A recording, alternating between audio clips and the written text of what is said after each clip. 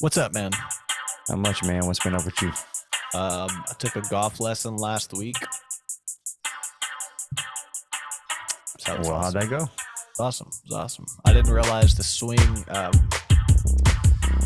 It's weird. It's one of those things that I didn't go until I played enough recently to realize I'm not getting better. It's not like I went because golf is so hard off the bat. It's like it. So juxtapose that with when I took the lesson, I was like, holy shit, this actual swing is way different than anything I was doing. And it explains everything that was wrong. So I got to unlearn all these bad habits, and it's been coming around, but it's difficult. It's a lot of drilling my hips in the Still, yard and stuff. I've still never played golf, so Um, yeah, I mean, I played was disc golf. You told me to go hit a couple balls at the driving range. Yeah, just go to Goodwill and get a little driver and some tees and try to go hit, man. I mean, you'll probably have some good shots, but you probably won't be consistent because you might be doing what everybody does. I know I did it forever. I'm still doing it. But like people tend to move their hips horizontally to transfer, but it's not. It's a twisting of the hips. So you got to learn how to get your posture strong. I was standing totally wrong too. So that alone was weird. He was like, we had to go over it a couple times. I was like, this right here is something I need to work on, like how to find my spot, make sure. And I got used to that. And then you move into like twisting your hips, pocket to pocket, and you keep a club across your shoulders and you drill that little hip move and you try to keep your shoulders from not moving because you want shoulder hip separation. Yeah. So you twist your hips and your arms, like you let your body follow your hips. So the club shaft should be facing your belly button. And every time you check, the belly button won't be because your hips aren't doing the full thing. So you're like, oh fuck, there it is. So it's like for like the last week, the main thing I've been doing was going out, getting my position and just getting my hips to do that thing. Because I have such a bad habit of going back to front instead of around. And then naturally, if you imagine an X in front of you and you're standing in that opening of an X, most people when they swing, everything's wrong. But when they swing, they kind of come over the top and then inside. Yeah. So the club, and even if your club is straight, that's why it slices hard, because when the club comes inside, it creates clockwise spin. So the ball goes straight. All my hits are going straight, and then they start to fade, and then they roll 90 degrees to the right. Always I'll get some straight ones, but that's the thing, is like inconsistent. Yeah, and the consistency comes from your hips. That way the bottom point of your club is always making that contact. And then like, when you bring the club back, your hand needs to be up like a food tray. Not like this. If that's off, then you're gonna swing. If something's off, you're gonna subconsciously compensate, which results in an error. So it's all, and then it's a game of feel. If you ever listen, even Tiger Woods and the big names right now, they talk about their swing in abstract terms because it's feel. There's technique, but like you gotta feel it too. So like you gotta drill it. This is how I've gotten better. Like I drill it and then I forget about it and I just swing after that. And it's like you got to drill it so that, just like performing music, you got to practice so that when it comes showtime, you don't practice anymore. You just let it flow out. Yeah, you get into a flow state, and you can develop your own style. So golf's been really hard, but like yesterday at the driving range, something clicked and I got, because my hits at the driving range was going downhill, man. Like not getting up. Just so, but that's why I took a lesson, because I got to the end of my rope. I was like, this isn't even fun. So like before I break all my clubs and fucking destroy I've already broke two. I broke a 6-iron and a driver, and it's so fucking, dude, it's so fucking frustrating, man. So fucking frustrating. So yeah, now I'm practicing. It's getting a little better. And one lesson made that much of a difference, huh? One lesson and practicing it made a difference. Because like just knowing what to practice. Yeah. And the guy emailed me videos, so I go through the drills. and everything, and it's difficult. So I'll do another lesson next month and retweak a few things. Fucking, what was I gonna say? I was gonna say something, but whatever. Yeah. Golf lessons. Golf sounds like it's super intricate and is difficult. Yeah, man. Oh, I was finishing my point about the path of the club. So, like, just to wrap it up real quick, you might think the club needs to just go straight, but it actually comes, instead of out and in, it follows the other line of the X, in and out. So it creates the opposite spin. The slices are more hardcore, so the opposite spin will like draw it. It'll go like out and in a little bit. So you're not trying to swing straight. You're trying to swing like behind you. I get it. And the guy showed me, he's like, your club is going to be like 45 degrees. I don't know how to angle it right through the cameras, but like it's going to be like 45 degrees away from you when it hits the ball. And your hip turn, making sure your hands clear your hips, because it's almost like your right hand, it's like throwing a side ball. Okay. So there's this concept of throwing the club head in people that know how to swing. You're not swinging it. You're like loading up like a base. When you throw the ball, you use your hips, but like you got to throw the club head and get this angle. I kind of get it. Yeah. I mean, I'd get it more if I played. It's fucking crazy. But like, I was watching YouTube videos and it was just getting worse and worse. Now I can watch YouTube videos and I know what they're talking about. So, all right, enough about the golf, but that's what's been up with me. What about you, man? What kind of new car did you get? Oh, nothing fancy. A Kia Sorento, big deal. Oh, a Kia Sorento. All right, got that Santa Fe Aztec salsa vibe going. Kia Sorento. Yeah, big money, huh? Sorento. All right, nice. Nothing fancy, but it's nice. It's comfortable. All right, check this out, man. Let's start. So the show. yeah, what did you find? So I didn't find much on Anne Heche. So, oh no! I got a pre-start. Okay. I got something else I want to show you. All right. Can you see that? Yeah. All right, man. 0. Yeah, man. Let me stop that and get my fucking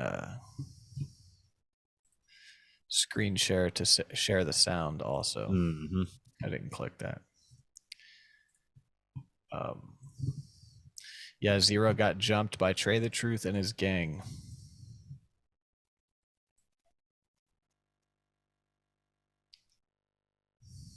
That's Trae. Orange shirt.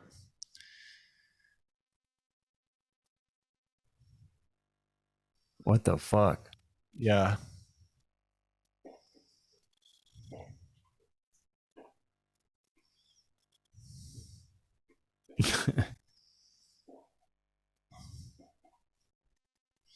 Why was he balled up like that? They said.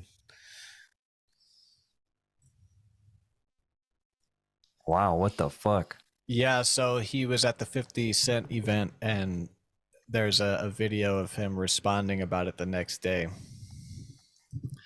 But you can hear the girl saying, let him get it, let him get it. And that's because he was jumped. I didn't hear none of that, but I didn't hear it the first time either, not until I read more, and then just now I heard her. But that girl saying, let him get it, like let him get his back, basically. well, I'm saying it didn't, like what you just played didn't have any audio. Really? Yeah, it's fine. But I clicked share audio through Zoom. What the fuck, Zoom? It's fine. It just didn't have any audio on our end. Over Can you to hear the that? side. Yeah, I can hear that. Van. Yeah, I mean, what the fuck? What's wrong now? Okay, no big deal. You ain't got to replay the first one. I get it. And he was like, hey, when you get finished doing that, come take this walk with me right quick. So a guy And I said, was like, come talk to me over he here. talking to me. I had to make sure he was talking to me because, I mean, I see you everywhere. You see me everywhere. And I'm like, I want to be sure he was talking to me because it was a couple of people out there. So he was like, yeah, I'm talking to you. So when I walked over there, like the only thing I saw after that was this. Like I'm looking this way and then I see this and then you feel multiple fists and I guess feet. So when the video comes on, it's me making sure like, oh, nah, I'm not gonna go home looking like, I just fought a football team. So, I'm this. And when I get up off of the ground, now it's like, now I see who it is. So, and when I look up the first person I see, I go at him. Then obviously the police won't let me get to him. So then whoever else there is, I'm trying to get to them. But it's kind of like, they not gonna let me get to anybody at this point. You can hear a woman on there like, okay, nah, you got to give him his now. Like, yeah, y'all jump this, man. Y'all gonna cut on the camera at the end. But I mean, hey, man, I don't even live my life like that. You know what I'm saying? I got too much positive shit going on. I obviously didn't expect no shit like that, really. So is Trae the truth from Texas too? It's his cousin. And to be honest, shit. I thought it was the conversation that needed to be had, I guess, for the last decade. I'm not even going to say was needed to be had, but it would have been something that I would have appreciated the conversation. But yeah, I was led to believe that I was going over here. Yeah. Wow. Wild. So I like the way he's handling it, because he was saying like, he said it didn't show it in that video, but he said in a longer video. He basically got sucker punched. He got jumped. Yeah. Yeah. Led into jumped. He said there's the N-word in me, and then there's the man in me, and I must be getting older and wiser because I'm leaning towards the man in me, that I'm not about that, Wow. So whatever. That's what he said. Fuck him. Fuck him. Go Zero. Yeah, MoCityDon. But yeah, they're first cousins. I listened to a lot of Zero, and I just picked up the beef through some songs. Apparently, when they did the Asshole by Nature album, which is a good one, Zero never got paid. I think Trae was upset. This is based off of lyrics on Zero songs. I think Trae was upset that Trae wasn't getting paid, and then Zero was like, he didn't sell nothing, because Zero helped Trae into the business, I think, and then Trae thinks Zero fucked him, and then Trae fucked Zero, and then Trae jumped Zero just now. Yeah, and like so Trae there's gonna be a song about this. 100%.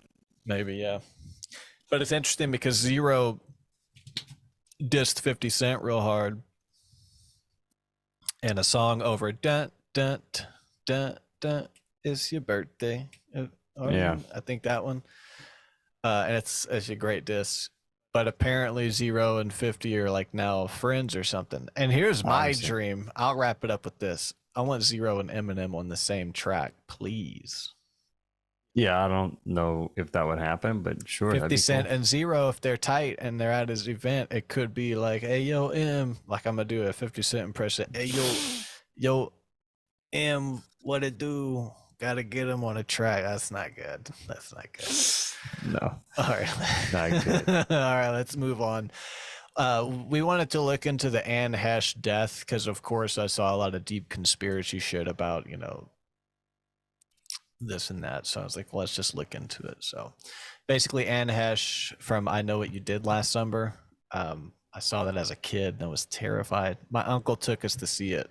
I was like 5 or 6, and his old ass truck broke down on the way home out in the middle of nowhere after watching I Know What You Did Last Summer when I was 6. So that's my memory of Anne Heche. Thanks, Anne. So she basically went crazy, man, and drove her car straight into a house. The house caught on fire. She had 3rd-degree burns. She was brought to the hospital. And then she was in a coma, on life support, technically alive. They pulled the plug. Yeah, they pulled the plug and she died a week later. But, I'm not being conspiratorial. I literally read this with like an open mind, and it just got a little weird because then it goes on to say, well, let's stay here, that she was like, well, let's just jump to the video, man. Okay, sure. hold on, sorry. Let's not jump to the video. Let's go back in time a little bit to August 2000. So Anne Heche had like a car accident outside of Fresno. She turned up on the doorstep of strangers near Fresno, California, maybe due to drugs. Because Heche announced her split with Ellen DeGeneres at that time. She was on a post-breakup bender. There are indications she may have been under the influence of some sort of drug, maybe ecstasy. She proceeded, this is the homeowner, a Fresno County deputy wrote in his report that she proceeded to tell me that she was God and was going to take everyone back to heaven with her in some sort of spaceship. That was in 2000. We determined that there was a medical problem and sent her to the University Medical Center. No idea why she was there, Wright said Monday. There's no rhyme or reason why she should have been at Nebraska on Highway 33. 33. This number shows up a lot, man. It just shows up. So 33. It shows up in some other stuff we're going to talk about. It was her, Wright said. We were able to identify her. So he said there were people, like a bunch of people calling to report that she was out and about being crazy. So that was just something that happened in the year 2000. And there was another. So she basically got trashed and went on a bender, and people called the cops on her about it. Yeah. And I think I read that she said she was at like a convention close by, but no one at the convention, like a movie convention or something. It's in this article, but I should have highlighted it. All right. So here's where it gets weird.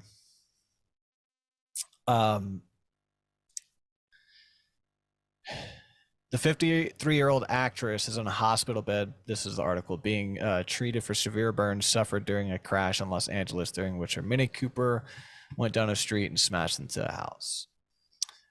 She ended up trapped inside the flaming wreck, seriously hurt, as first responders struggled to extricate her. Hold on, go up. Minutes earlier, witnesses said Heche had smashed the tiny vehicle into a garage door with what appeared to be a vodka bottle in her cup holder before speeding away, though it's unclear if she'd been drinking alcohol before the crash. I'm pretty sure she was drinking. No one has Clear. vodka in the cup holder. So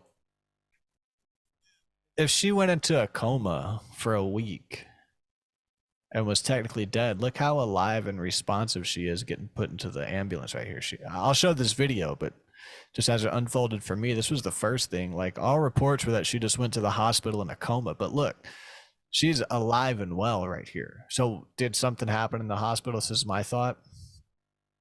All right, so let's keep going. She's talking about how she was like raped and stuff by her dad, so I don't want to go into that, but she had a traumatic childhood. Here, Anne Heche was listed in stable condition Saturday with severe burns after she miraculously survived the car crash in Mar Vista section of LA. Stable condition, does that mean they're fine or just they're stable? Because stable, as in their vital signs are stable. She can still be brain dead and in a coma, but stable? Yeah. Okay. Heche was seen rising off the stretcher as she was taken by the paramedics to the ambulance, almost as if she were a criminal trying to bolt the scene. We'll see that video in a second, by the way. But I guess she must have just been in pain.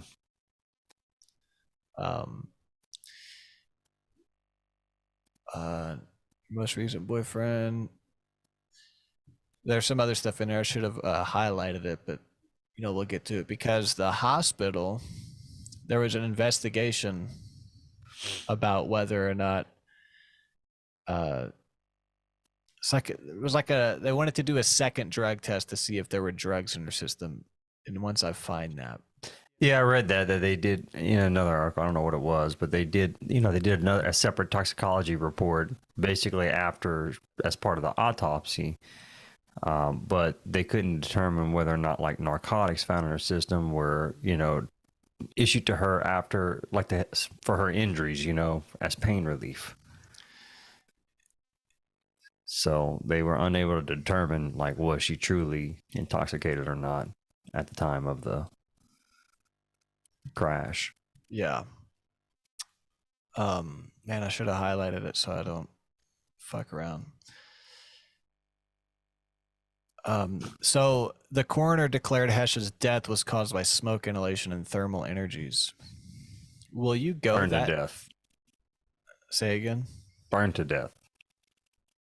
That's what that means. Thermal injuries, burns. She burned to death.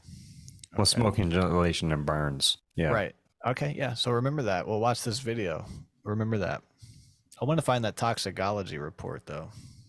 I should have highlighted that shit. She was taken off life support systems and perished. Do you remember where that was, man? This sucks. No, I don't. You know, we didn't like send each other these articles. Yeah. Like we all just kind of independently looking at this. I don't know where you saw that at. In one of these articles. Yeah, that basically it seemed to me that they wanted to do a second toxicology test to see if what drugs the hospital gave her. Right. They didn't find anything right away, but they were like, we need to check again to see if something was in her body after the hospital. There was like, I think that's what it was. There was after the wreck and then after she was put in the hospital, and those findings weren't put out. And that was weird to me because let's watch these videos and you tell me what you think. I don't want to poison the well, but somebody who died of smoke inhalation and went into a coma, they wouldn't be doing like they're doing in the video we're about to see. All right. So this is the first video. Can you hear that? Yeah, Okay. definitely. This is the garage incident with the vodka in her cup holder.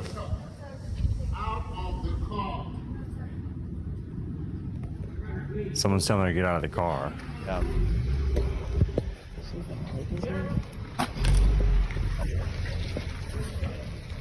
I'm out of here. Skirt. Okay. Yeah. So, Someone was, so I guess she like wrecked into a garage door or something, and then someone was trying to tell her to get out of the car, and she sped off. All right. yeah. Fuck, where's the video of her getting out the... This is the Ring doorbell.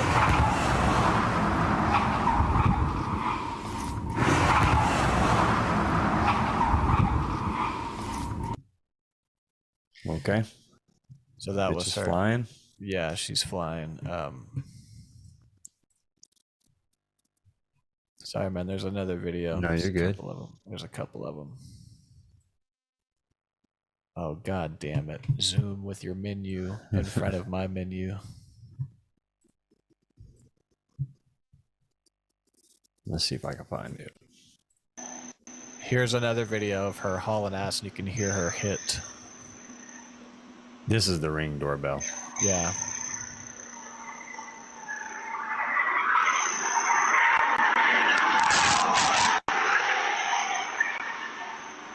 Holy shit. Ooh.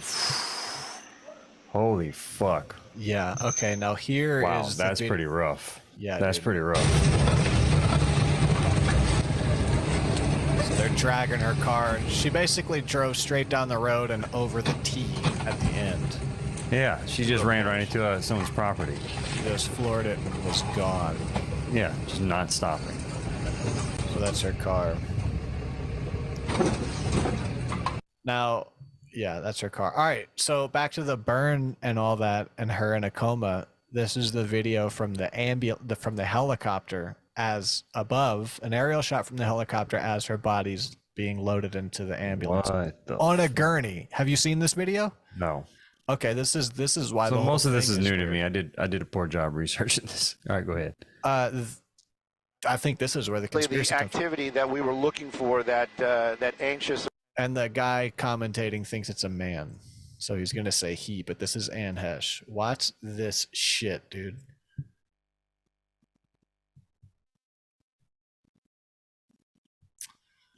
Oh well, Yeah. goddamn! Come on.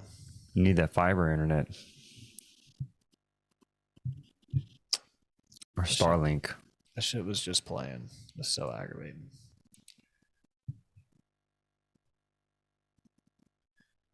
There it is. The activity that we were looking for, that anxious or that quick moving, that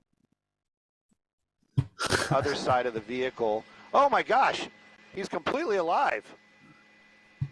Saw that shit? He was trying to get away. Gosh, he's completely alive. The other side of the vehicle. Oh my gosh, he's completely alive. What the fuck? The other side of the vehicle. Oh my gosh, he's completely alive.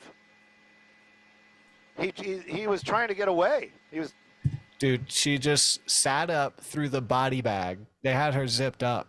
She sat Yeah. up through the body bag like a fucking movie zombie. Yeah, exactly. That's nuts. It looks fake. That's how crazy it is. Side of the vehicle. Oh my gosh, he's completely alive. Dude. He was trying to get away. He was. I don't know. That was really, really strange. Yeah. And that's what we love about breaking news here in Los Angeles, is right when That's what we love about breaking news. something else happens. So there you go. You guys saw it live. Wow. Kind of. That's hope we had a insane. better shot. I'm sure they're going to sedate that. Well, you want to One more video. Watch from a different angle. all right, yeah, let's do it cuz we're running out of time. Yeah, watch from a different angle. Oh, what the fuck? It's like that's creepy. Bro, right? That's creepy. Dude. One more time. What the fuck? What the fuck? So after that, she's in pain and she's injured, but she's obviously not in a coma. Right. On the verge of life support. So when But does I mean, that happen? I don't know, but like after, so that could be the adrenaline fueling. I don't know. That's There could be fair. a lot going on, could be the adrenaline. And then when she gets to the hospital after the initial adrenaline dump, your body's in such bad condition and shock, you get put in a medically induced coma and then you eventually pass. Right. And that's not an uncommon thing is what I'm saying. To be alive at the scene of a crash and then later be in a coma. Really? I didn't know. The other thing was that toxicology report, how they wanted to run a second one to see like what happened after she got to the hospital. So find that. I'm gonna go feed Lily and we'll restart this in a minute. Cool. Okay, cool. All right, I'll be right back. I found it. All right, where was it?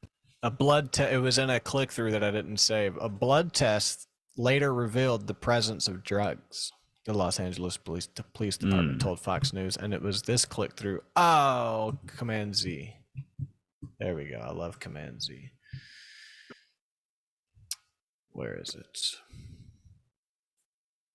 Dude, keep losing everything. Anyway, it was cocaine and fentanyl they found in her system. The Los Angeles Police Department told Fox News Digital, but additional testing was needed to, quote, rule out any substances that were administered at the hospital as part of her medical treatment. Right, and that makes sense, right? Because they could have given her fentanyl in the hospital. It's often given, a lot. They did it to Prince, my boy.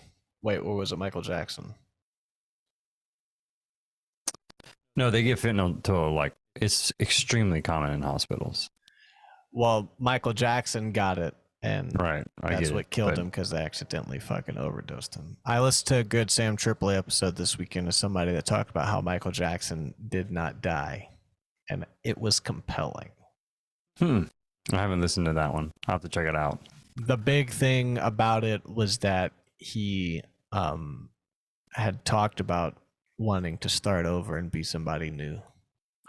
And then there's this guy that had Can't blame him, can you? No, and there was a guy that had a new name that was talking to one of Michael Jackson's friends, and he slipped up and called himself Michael or something. And he was like, I knew that was weird. Blah blah blah. There was some stuff that was like, interesting, but I'm not saying I believe it, but yeah, there might be a case there. Might be something there, huh? Yeah. Might be. So yeah, is that all you had on Anne Heche? one more because what caught my eye, of course, was the very far rabbit hole of Anne Heche was killed because she was making human documentary trafficking about- yeah. documentaries, and that was the Yeah. conspiracy around Anthony Bourdain, which I'm here to be honest, bro.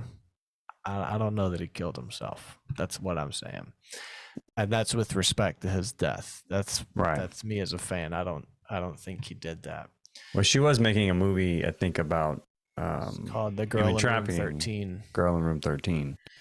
And there's a little thing about what it was about. It was about a girl who gets caught up in human trafficking, and it was based on a true story. It wasn't a documentary, but it was something based on a true story. Man, I'm terrible at organizing my stuff because I just had all that. I was ready to go, and now it's just fucking gone. So basically, a tweet posted by former skater and prominent conspiracy theorist Jamie Sell, a woman. Pretty interesting, right? A beautiful woman with a verified check mark getting on conspiracy. She posted a picture. She said there are no coincidences.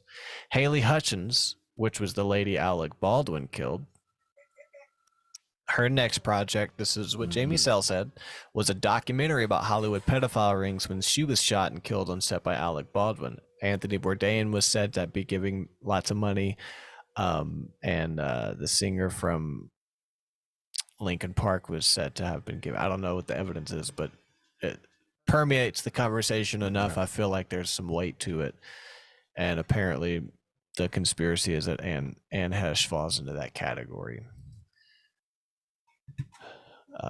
Yeah. So- Interesting. Yeah, and I heard that about like Chris Cornell as well. Yes. Chris Cornell as well. How he was So- apparently, him and Chester were both working on a documentary about child trafficking and pedophilia. Chester Bennington. This was the click through. A toxicology report found traces of cocaine and fentanyl in her bloodstream. And then I clicked through and it said that. Before her death, she was working on a Lifetime movie, Girl in Room 13, about a woman in search of her daughter after she becomes a victim of human trafficking. Although it was said to be inspired by real life events, it is not a documentary about human trafficking or pedophilia. And then I Goes on didn't to talk get about Bourdain. Yeah, I didn't get this saved, but there was connection with her and Ellen DeGeneres because they were dating a long time ago, and there was like a photo of Ellen with paintings and weird symbology on her jacket. And Ellen's response on Twitter was kind of like generic. She said, "Today is a very sad day. My best wishes go out to Anne Heche's family, friends, and whatever." It's like, God damn, like that's not how I remember most people responding about someone they love dying.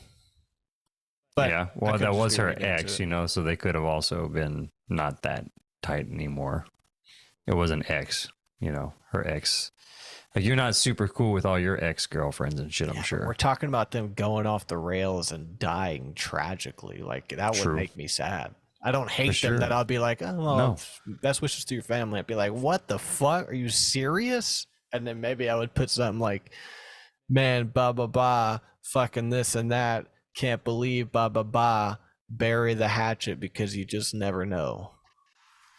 But her response was just plain Jane dry. Like, okay. Fair enough. Fair enough. I think that's why you and I, we work well together, because I always try to see like what's the, I guess, positive intent in the situation, give the person the benefit of the doubt, and your immediate reaction is like, there's something fishy. This is bullshit. Like right off the jump. Yeah. I don't know if it's a good thing, but I mean, something fishy, something that is kind of fishy. It helps us balance each other. So, Yeah. all right. So So what you're saying is I'm crazy. sometimes, but not all the time. 'Cause sometimes you're get it. right. Sometimes you're right. All right. So there was sometimes, right? So there was this, moving into the next topic. Okay, cool. Yeah, this one was super interesting. The article you sent me, right? Yeah. The tale of a fake heiress at Mar-a-Lago and the FBI investigation. And so this tied in super nicely to the fact that, you know, Trump had his his residence raided recently by the FBI over this National Archives case, who turned it over to the Justice Department saying, hey, we think that he has documents there that could basically be a national security concern because they're confidential, top secret documents. And the security in this location obviously Not good. is not great. It when made me you have laugh. stories when you have stories like this popping up, Dude, you know. So you're the president. You basically stole a bunch of super classified documents, and security is so bad. Anybody can just walk in and just like it's a Literally bar. You just show your anybody. ID. Yeah, like can you imagine? anybody, like I just don't have. went. I just don't have weapons. Hey, I'm a Rothschild. Can I get in, please? Yeah, dude, we could have went. Like Absurd. So this lady, she's pretty hot. Anna She's a the looker. Rothschild. Yeah, Rothschild. She had been going to Trump's Mar-a-Lago and being at their speeches and their parties and talking a big game, quote unquote. Somebody said. Yeah. The 33. You know, here rubbing we go elbows again. with politicians, like super powerful people. 33 shows up twice here. Okay. 33. Yeah, but this. I know, but this is this is a reach, Dylan. This is an age. Hey, numerology, it goes back. Numbers are geometry, and geometry is the fundamental driving force of all that exists. I Because get it. It's, But this is there. also an age. Anyway, Yeah, but why did all this happen when she was 33? Why not? I think this happened before she was 33. She is now 33. Exactly. So they don't talk about it till the age is right, and like we got the numbers. They're waiting. They're sitting on it. It's 5D chess, dude. I understand. Got it. Yeah, we're gonna freak out because 33 shows up again later. Oh, fuck. A callback again. All right. Call back. She is now subject of a widening FBI investigation that has delved into her past financial activities and the events that led to the former president's home. She was part of a charity that was rife with fraud. The accountant came out to speak about. So it. we're kind of jumping the gun here, right? Okay, So yeah, jumping the gun. she was her real name. So she went by Anne the Rothschild, which as her fake identity to get into the club. Her real name is Anna Yashchishin. How you say that? Yashchishin. Yeah, that sounds good. Yashchishin. Anna Yashchishin, she was a Russian-speaking immigrant from Ukraine, and she made several trips into the state, posing as a member of the famous family while making inroads with some of the former president's key supporters. She was able to bypass security with pretty easily, considering that she had a fake identity. They didn't run any type of background check on her at all. They pretty much just checked her for weapons and looked at her ID and like, this is good. You're good to go. It's like going to a Chris Brown concert or something. Right. Just a quick pat down. Yeah. Pretty ridiculous. I may or may not have just hit the weed. Okay. I'm screen sharing a picture of her fake ID. Carry on, Jesse. You're doing great. Is that horror music playing in the background? Oh, you can hear that? Oh, you're good. Should I turn it down? No, wife's I guess watching it's a movie. it's adding to the story actually. Okay, well, let it rip.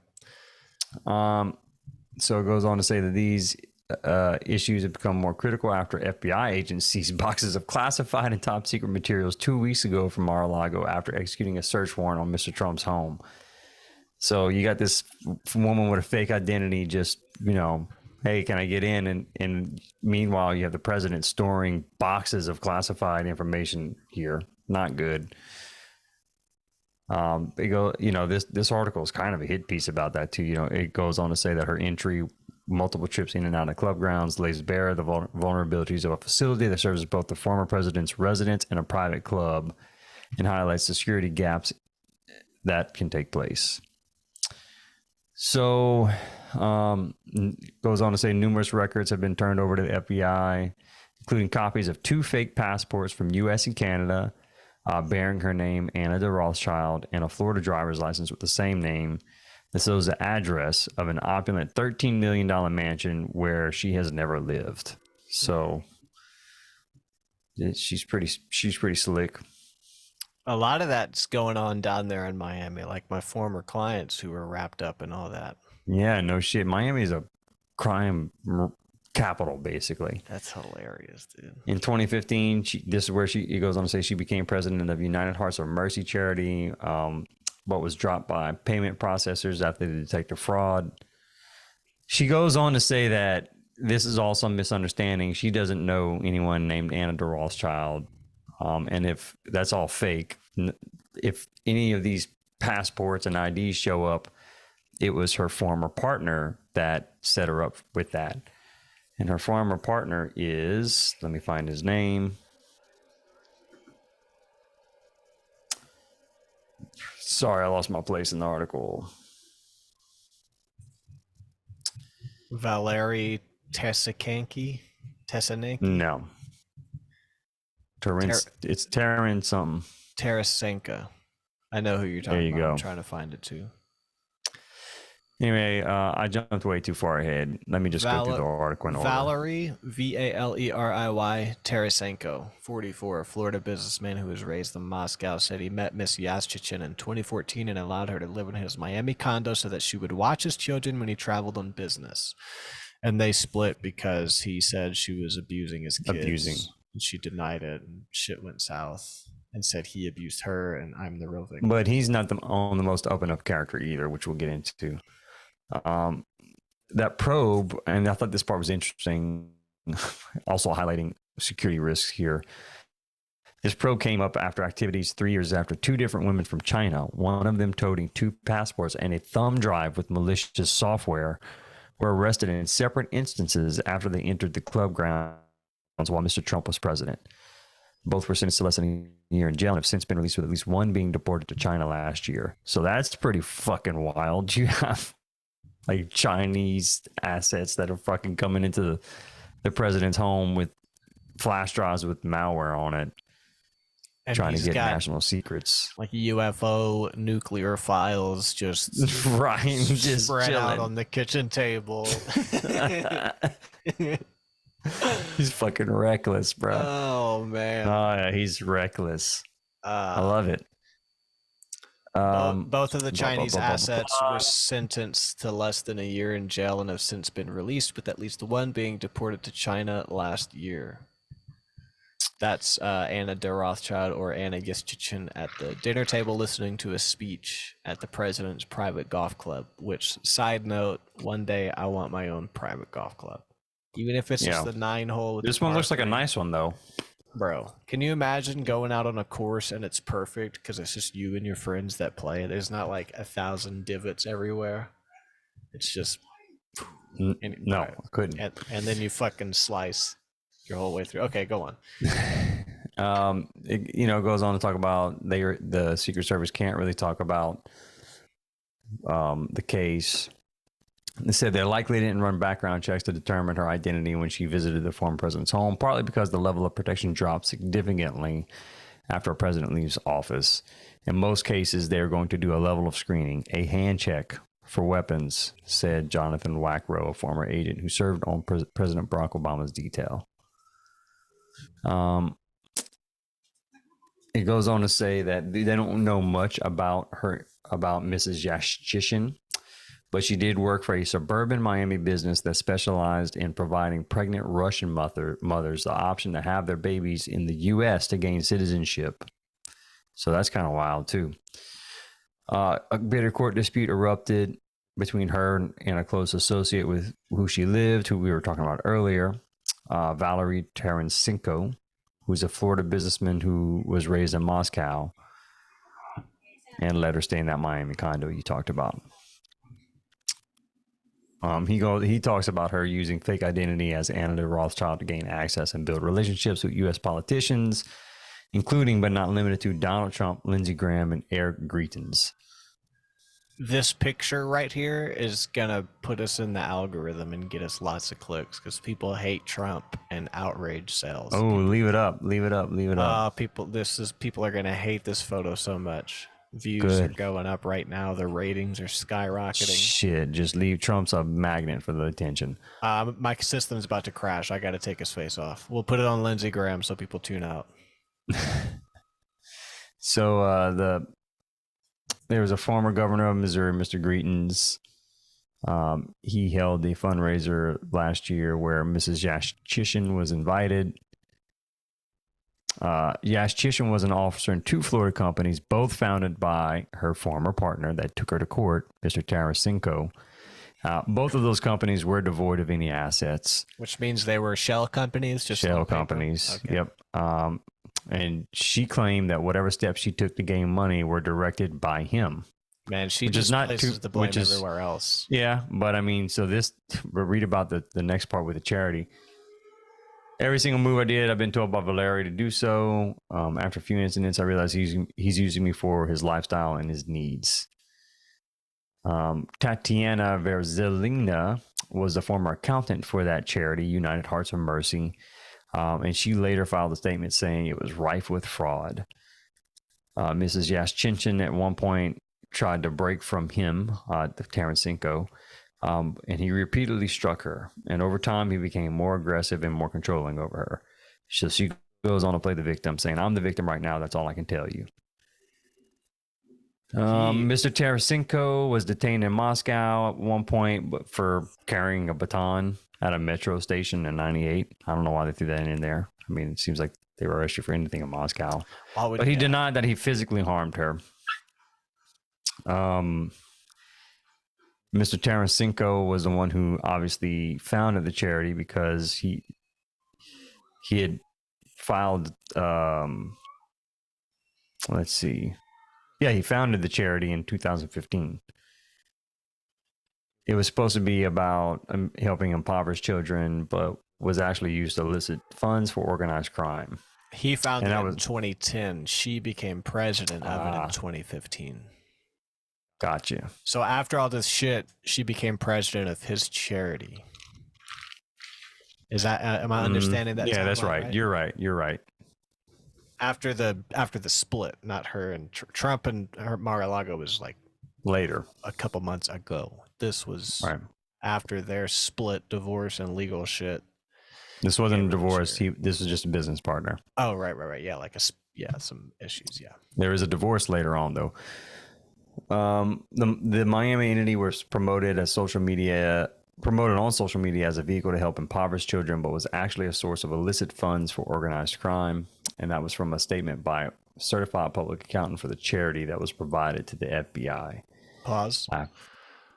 Just imagine real quick, you live in Miami, so it's promoted to you, and it's just another charity ad. Little do you know, that's like organized crime right in front of your face. And it makes me wonder, like, what else did I see today?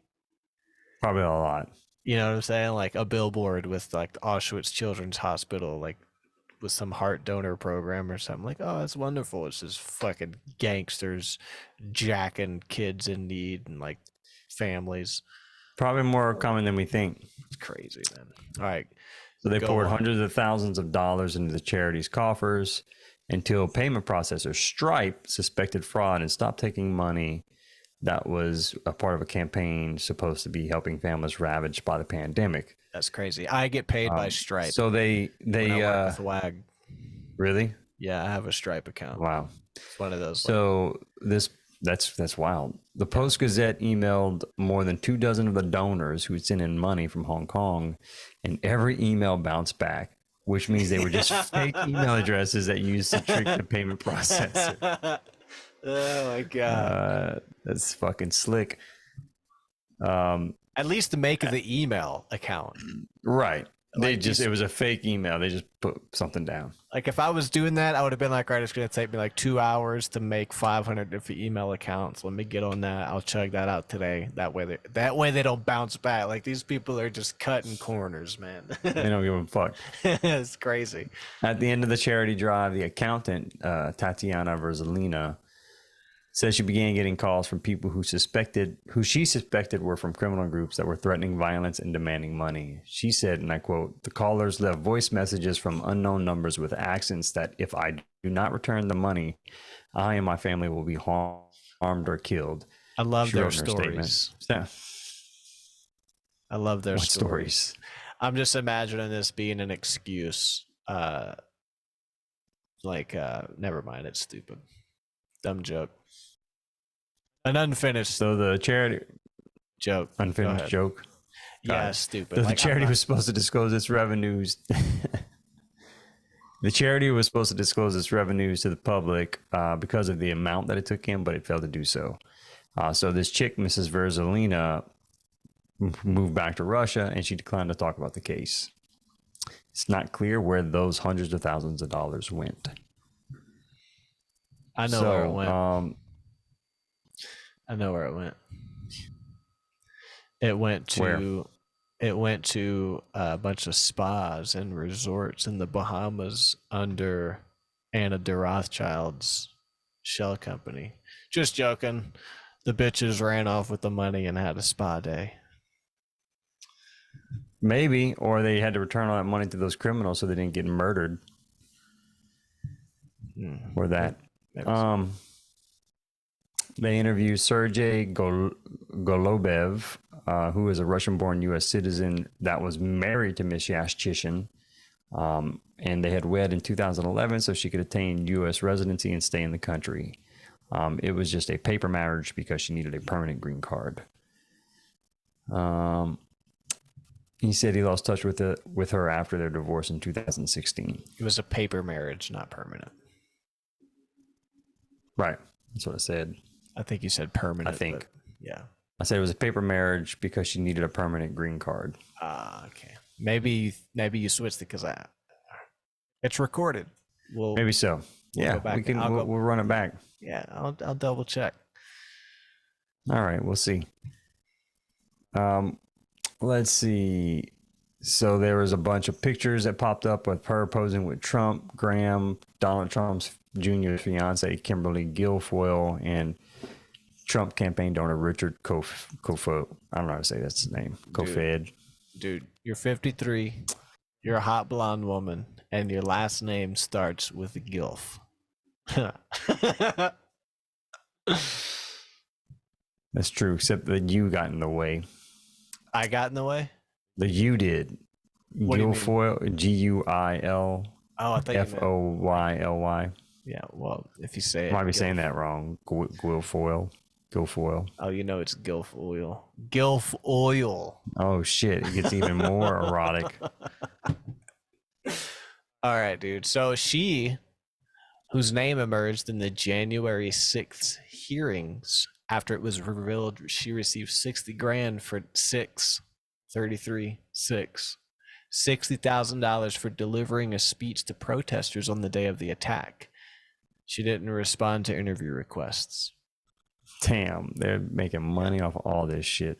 Yeah.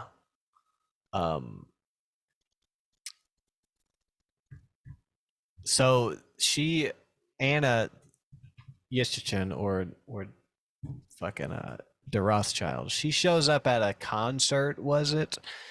And takes a picture of, it was a dinner at an Italian restaurant. May 2nd, 2021. A group of Trump supporters went out to dinner at an Italian restaurant. She took a picture with Ray J, the rapper. That was a different event, but yes. Yeah, but she still comes up to Ray J. But all this gets connected because Ray J, Kodak Black, and another guy come in a second. Okay. I love Trump's story, dude. Like the way he finds out the most important information is not from his security team. Like we'll get to from that. Like the rappers. Yeah, like, yo, dog, you know something's not right. You know something, this bitch is lying to you, right? Oh my God, you couldn't write this, dude. This is amazing. No, it really is incredible.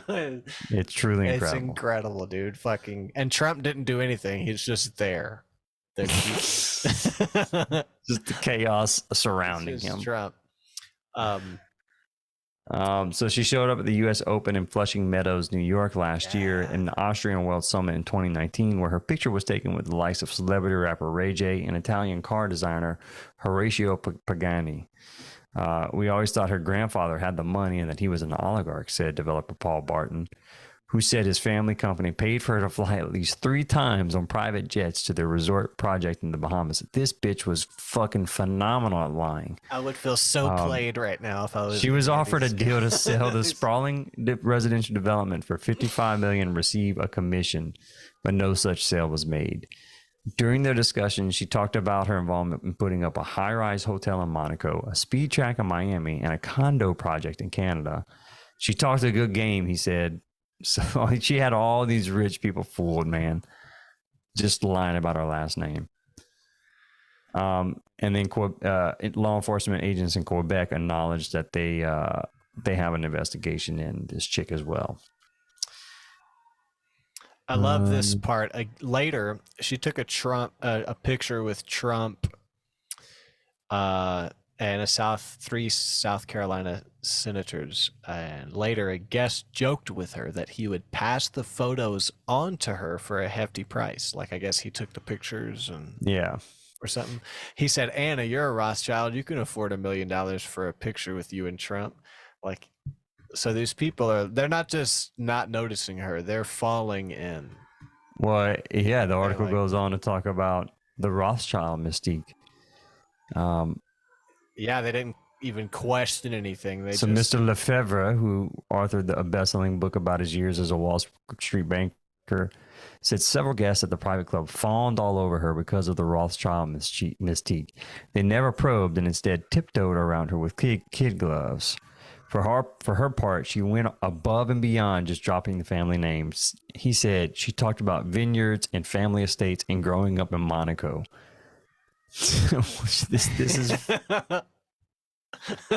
oh man, dude, they got played so bad. Guy got played super bad.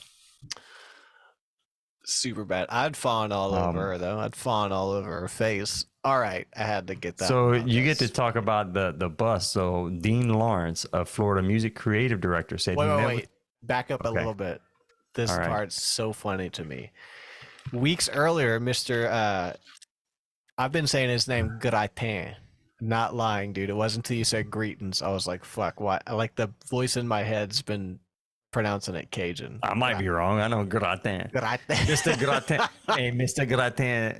Gratin, a former Navy SEAL, had announced his bid for the U.S. Senate with Ms. Guilford as his national campaign chair. Man, that was good. I can't talk Cajun for too long. He wrote a book. He was a former Navy SEAL called The Heart and the Fist, the education of a humanitarian, the making of a Navy SEAL. And he wrote on the front of it for Anna, like the front page, for Anna, stay strong. I think he gave her 4 of them. It says how many he got, but it was something like 4 books. Yeah, 4 books by former Missouri Governor Eric Gratin appear to bear his signature and are signed to Anna. So he went. That's like a musician being like, "Oh, I'm gonna go get 4 of my CDs." And I think it's just 4 different books. It doesn't say they're the same book though. Right, but either way, 4 different records. I'm gonna give her 1 of each and sign it. Yeah, that's pretty. I'll go give her my book, and I'd like you to have these books. I signed them for you. That is true. Oh, they're like just fangirling out over this because they're like, she's a Rothschild. She's like royalty of the Illuminati. If I was him, I'd feel so played. I'd be like, damn, she for sure didn't read those books, man. Fuck, she threw those away. She laughed with her friends, be like, he gave me these stupid fucking books. She burned them. Yeah, they set them on fire and drank white wine. And he's like, wow, she's going to email me one day. She must be impressed by my books. She knows how to get in touch with me. She knows where I am. And they're, Jesus, anyway. dude. So not until March did the Trump entourage say they discovered her real identity. That's fucking wild. Dean Lawrence, a Florida music creative director, said he met with Trump insiders at Mar-a-Lago, where he said he surprised them with the news. And there's a picture of him posted up with the West Side logo on his Hummer. This is the fella that brought him the news. Okay, he said This is the guy who busted. This is the like top Trump security. Is this guy right here? Nothing wrong with him, but like, I don't know. When I think of security for a former president and gathering intel, this is just not the picture that comes to mind for me. In Idiocracy, this is the security detail. So Dean Lawrence revealed to guests at Mar-a-Lago in March that Anna de Rothschild was an imposter. It's just crazy, said Mr. Lawrence. Who would have ever thought it would get to this level? I wish you could have read that in black voice. That would have been better. But this is crazy, man. Who'd have thought it'd get to this level, man? Continue. Who'd have thought it'd pop off like that, cuz? All right, continue before we right. get taken off Apple Podcast. Mr. Lawrence said the evening started with a dinner that included the former president, Ray J, and rapper Kodak Black, who was granted clemency by Mr. Trump on a charge of giving false statements to acquire a gun. Also attending the dinner was Rudy Giuliani and former New York Police Commissioner Bernard Kerik. Could you just imagine this dinner, though? Like, just imagine the individuals at this dinner sitting around the table together. I mean, it's nothing wrong with it, but just that picture to me is fucking hilarious. Dude. You have Ray J, Kodak Black, and this dude, Dean Lawrence, and then Rudy Giuliani, this fucking 70 or 80-year-old fucking white guy, and Trump, and then Bernard Kerik. I don't even know what that guy looks like. Oh, these two guys. These two guys, Trump, Kodak Black, and Ray J. Ray J. Like, yo, hey, you remember that fine ass chick in the skirt?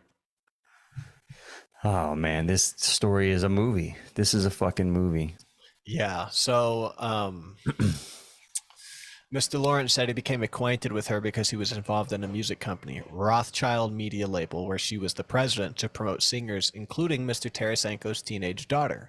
That's what I said earlier. Like that dude's not above board either. Like he had that fake charity. He was involved with this fake label where his teenage daughter was on it. So he's trying to get his teenage daughter famous through like these scams. Like this, she really could have been fucking manipulated a bit by him. I think she was playing the victim a bit much, but they're both pretty dirty. I wish, like, anyway, I mean, maybe not, but it just goes to show, like, being connected, what it can get you, and not being connected, what you'll miss out on. Because, like, people work their whole lives and never get connected to any kind of significant label to be promoted. And, like, he's like, hey, can you just put my daughter at the front of the line?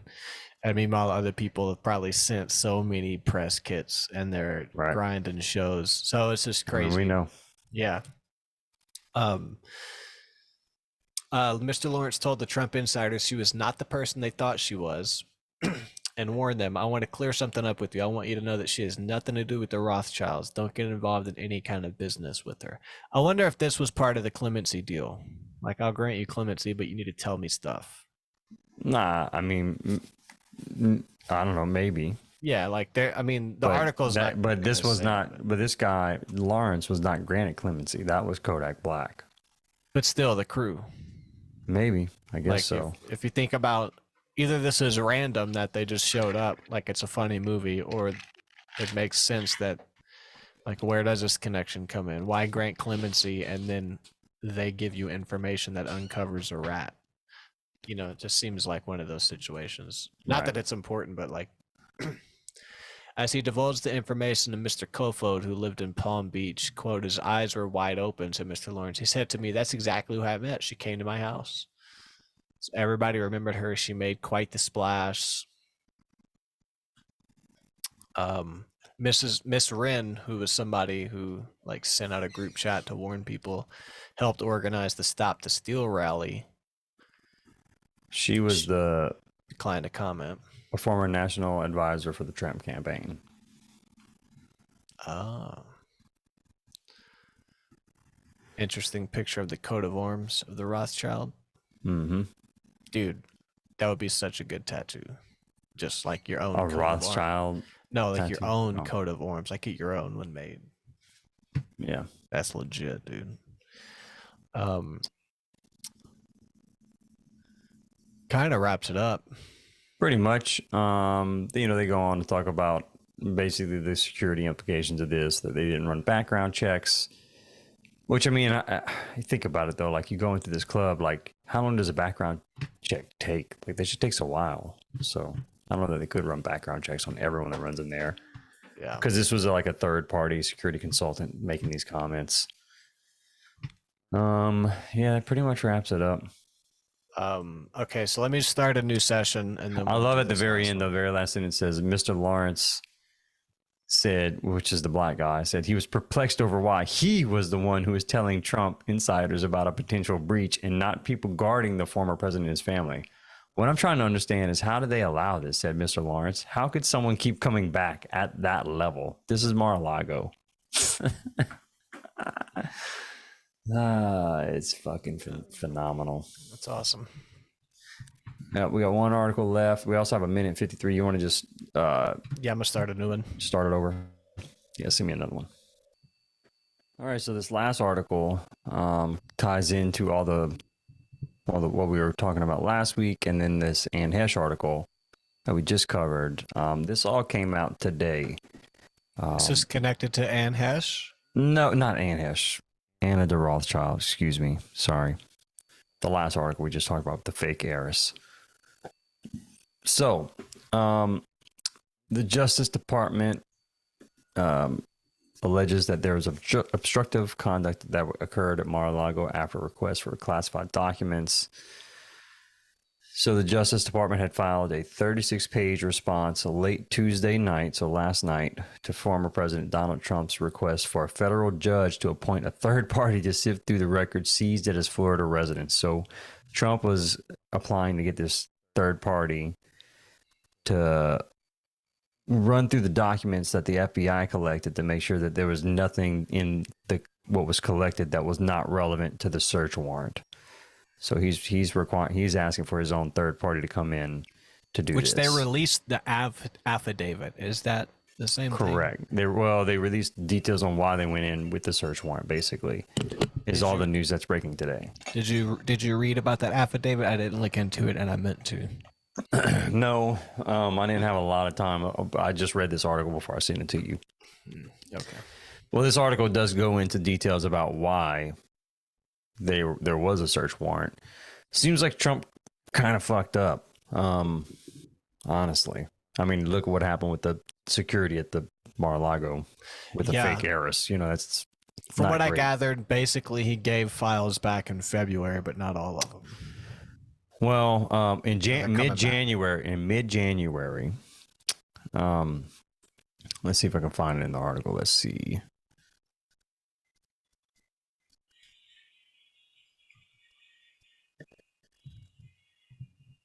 Where the fuck is it? God damn it. I should have made notes on Investigators are this. probing Trump's alleged mishandling of classified documents, specifically records he took from the White House to his Mar-a-Lago residence when he left office in January 2021. Is that what you were looking for? Material the National Archives and Records Administration initially collected from Trump in mid-January. There you go. That's what I was looking for. And it was 184 unique documents, 67 documents marked confidential, 92 marked secret, and 25 marked top secret. There you go. Yeah. So in the material, blah, blah, blah, blah. In the latest filing, federal prosecutors said that during its course of investigation, the FBI developed evidence indicating that in addition to the 15 boxes that the archives got in mid-January, that there were dozens of additional boxes likely containing classified information that remained at Mar-a-Lago. So they sent the Justice Department obtained a grand jury subpoena, and on June 3rd, 3 FBI agents went to the Justice Department's attorney, and a Justice Department attorney visited Mar-a-Lago to get the materials. The officials received from Trump's representative a single red-weld envelope double-wrapped in tape. Trump had previously claimed that he voluntarily accepted the subpoena and invited the investigators to Florida for the June 3rd meeting. According to the Justice Department's response, an unidentified individual characterized as the custodian of records for Trump's post-presidential office provided federal law enforcement with a signed certification letter on June 3rd that stated, A diligent search was conducted of boxes brought from the White House to Mar-a-Lago, and that any and all documents responsive to the grand jury's subpoena were turned over. Basically, they went out there on June 3rd. This custodian of records gave him a letter that said, go fuck yourself. You have everything that was basically supposed to be collected back in mid-January. Right. So that's essentially what's happened up to this point. So records taken from the White House to Mar-a-Lago were stored in a single location. A lawyer from Trump, present on June 3rd, told federal officials a storage room on the property, the Justice Department said in its response. A preliminary review of documents conducted by the FBI revealed the envelope contained 38 unique documents bearing classification markings, including 5 documents marked as confidential, 16 documents marked as secret, and 17 documents marked as top secret. Which is a fraction of what it said earlier he took, right? Well, they returned a bunch already to the National Archives. Okay. This is what they believe remained after that mid-January, dump of those records back to the National Archives. Okay, that's what I was reading. What he returned in January was like 184. What he Okay, I see. He returned so much in January, and this is what they're saying. They're saying remain at Mar-a-Lago. I was thinking this was so they went out there on June 3rd, and then this person was like, look, you have everything already. Here's a certified letter saying that we've already searched the grounds. Bye-bye. Counsel for the former president offered no explanation as to why boxes of government records, including 38 documents with classification markings, remained at the premises nearly 5 months after production of the 15 boxes in January, and nearly 1.5 years after the end of the administration. But after the June 3rd meeting at Mar-a-Lago, the FBI claims it uncovered multiple sources of evidence that indicated more classified documents remained at the property, and that a search of the storage room would not have uncovered all of the classified documents at the premises. The government also developed evidence that the government records were likely concealed and removed from the storage room, and that efforts were likely taken to obstruct the government's investigation. Kind of sounds like it, honestly. So that's the obstruction here, is that they're going back for it. They're going back for what's left, and they can tell things have been moved around and hidden and this and that. Right, and then you have this guy, this person that's the custodian of records for Trump, telling them like, no, you have everything, Here's a certified letter saying I searched for it already. All right, here we go, bro. Mar-a-Lago, federal agents seized 33 boxes. 33 again. And here Trump's 45 office, 4 plus 5 is 9. Right, you're correct. 13 boxes here. A lot of numbers and symbology going on here. I see it. Good eye. Thank you. June 3rd, another 3. 6-3 at that, which is 9. Ooh, you didn't see that though, did you? I did not. Whoa. I sent him spinning, folks. That the FBI in a matter of hours recovered twice as many documents with classification markings as the diligent search that the former president's counsel and other representatives had weeks to perform, calls into serious question the representations made in the June 3rd certification and cast doubt on the extent of cooperation in this matter. Yeah, I'd say that's pretty fair. I think Trump is trying to fucking pull some wool over their eyes, right? Why wouldn't he have taken some documents? I don't know. I mean, maybe he has some justification around it, but here's what there's a big part of me that hopes this trial goes nowhere, and all the people who are so convinced, like I literally see it. I mean, it's just Twitter, right? But I see people like Twitter. This is it. It's another wave of like, this is it. He's finally fucked. And it's like, they are so focused on Trump, they don't even see the current president's fucking crimes. Like, they don't see anything else. Anyway, moving on. Following the execution of the warrant, the former president filed a lawsuit asking a federal judge to appoint a special master to examine the materials and filter out any privileged or unrelated documents that were not within the scope of the court-authorized warrant. A judge, Judge Aileen Cannon of the U.S. District Court for the Southern District of Florida, so I guess the judge from that area, asked the Justice Department to explain its view of Trump's request, setting a deadline of Tuesday for the government's response. She also ordered the department to submit a more detailed list specifying all property seized during its execution of the search warrant at Mar-a-Lago, though that document, also due Tuesday, was to be filed under seal.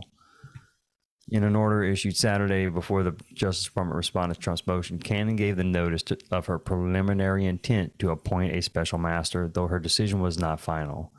A hearing on Trump's request is set for Thursday afternoon. So she's intending to appoint a special master, which is interesting. And the special master is what exactly? That third party person that is going to review the documents collected by the FBI to make sure that they actually fall under what the search warrant says they could have collected. Right, like a person that's there to monitor, basically. Right. Like nobody was there to monitor the drop boxes over the elections, and that's why the election was stolen. I'm joking. So some of this earlier when I skipped this part, where it says that even the FBI counterintelligence personnel and DOJ attorneys that were conducting the review of the records seized required additional clearances before they could review certain documents. So that's pretty sensitive documents, right? Trump goes on his Truth Social platform saying that he is. What did he say? He claimed that he declassified the records visible in the photo from the FBI. So, although the FBI says that the former president had not declassified the documents or asserted any claim of his executive privilege, he said something funny. Terrible the way the FBI during the raid of Mar-a-Lago threw documents haphazardly all over the floor, perhaps pretending it was me that did it, and then started taking pictures of them for the public to see. Thought they wanted them kept secret. Lucky I declassified, and then you look at the picture and they're organized on the floor because they're taking an evidence picture. I know. It's fucking hilarious, dude. He's fucking funny, bro. Like, he really is. Like, he is very entertaining. Yeah. Can you imagine being the FBI and like seeing that tweet and being like, fuck, dude. Like, we got his documents on picture and he's still effectively coming back. I mean, yeah. The man can fucking dish it. That's the latest intel that we have on the Trump saga that's happening with the FBI raid. I thought that tied in nicely with the fake errors. I mean, obviously, if they are really sensitive documents that pertain to national security, Mar-a-Lago is probably not the best place for them. Does Trump have a reason for taking and holding all those documents? Maybe. I don't fucking know. I don't know where on those documents, but just from a procedural point of view, Trump is probably in the wrong here. From a moral point of view, maybe he has a reason for it to be for him to have them, you know. I don't know. I'll give him the benefit of the doubt, I suppose, but pretty wild stuff. Yeah. What do you think is in them? Aliens, nuclear codes, the secrets about our ownership of hypersonic weapons, time travel, interdimensional aliens. Okay. The moon landing. Disclosure on the Philadelphia experiment.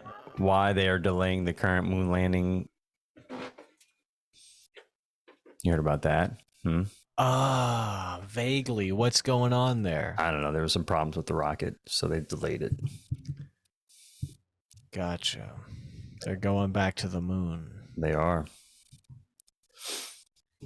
But I don't know, man. Pretty wild shit. Also unprecedented that they do that to a former president's home. You know, so... But maybe they had this is good enough reason. Yeah, I'm interested in watching this because, I mean, to me, in the big scheme of things, it's like the next step in this big witch hunt that it's been so far. because they haven't gotten him Right. on anything yet. Those are just the facts. Whether you believe the results of those trials, like the Mueller report and all that stuff. You're right. You're right. They haven't gotten him on yet anything yet. So Absolutely. it's like a fighter. Like they're not winning. So why all of a sudden do you think this is the one? You know, at some point you got to be like, I just don't know, man. And this seems pretty legit. Yeah, seems the most legit out of the ones so far. Yeah, but I don't know. Yeah, I don't know. I don't know enough about the legality behind all this, or whether or not he has a foot to stand on or not. And for entertainment's sake, I'm hoping this trial brings nothing. I would love to watch the. Well, if that is so, we'll say Democratic world this. explode. I know. We'll say this.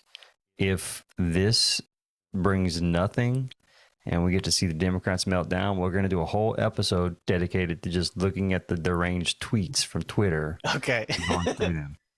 All Hey, right. dude, how about we do one either way? Yeah, Because I it'll agree. probably be a bunch of 'cause celebratory if tweets, like a bunch of dorks. Celebratory happy. tweets, but also like the Republican freak out Yeah. about what would happen if that were the case too. Yeah. Anyway, man. Yeah, we'll do a freak out episode. That'll be. Yeah, that would be fucking funny. A Twitter episode. Well, yeah, man. Good catching up again. Hey, 3 weeks in a row consistent right here. Every Wednesday. Every Wednesday, we're back on it, baby. Yeah, I'm liking it. I can do Wednesdays like this. Yeah. I Boom, think it's boom, working bust out it well. Go check out our music.